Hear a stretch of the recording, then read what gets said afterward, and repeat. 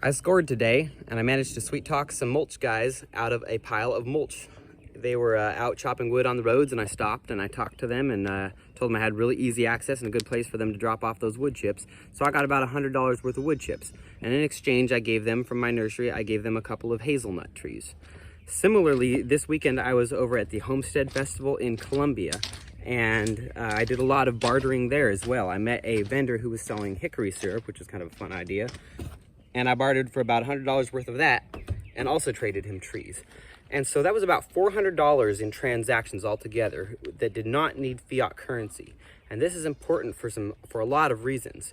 Bartering isn't just a fun way to transact, and also a way that draws you closer to those you transact with and makes it mutually beneficial, and not just a way that is more profitable, which it is.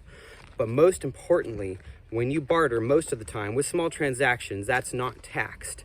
And that's very important, because if you take $400 and say, let's say the average tax rate's coming out to around 25%. For some people, in instances it's more, sometimes it's less.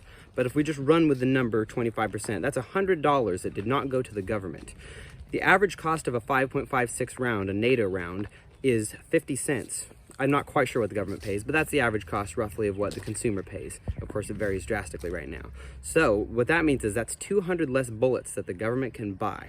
That's 200 less bullets that might go downrange at some kids in Yemen, into a village where we are assisting the Saudi government in committing war crimes and just atrocious acts there. Or it's less bullets in the arms of police who will be enforcing medical tyranny or other totalitarianism upon people like myself or you. And so this is why agorism, which is what that's called, when you do your best to lawfully transact outside of the system and not use their financial systems, that's why it's so important, because it's already mutually beneficial and such a better economic decision for you when you transact via barter or other similar agorist systems. And it keeps the money away from the bad guys. It doesn't fund our own oppression. So it's so important. And it's not the only way to do that. There are many ways. There's the gift economy.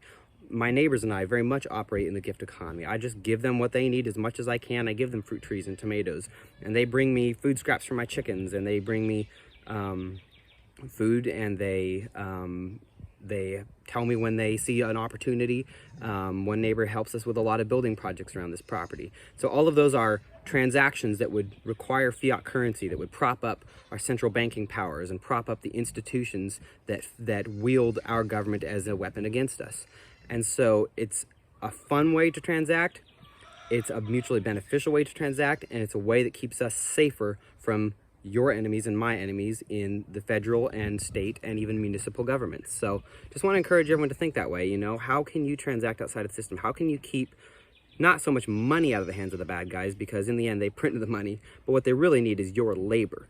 They are trying to extract your labor and your time and your resources. So how do you keep labor, time, and resources out of their hands? Because they will turn that labor, they will turn that time, they will turn those resources into bullets and bombs and things that they use to harm good, innocent people.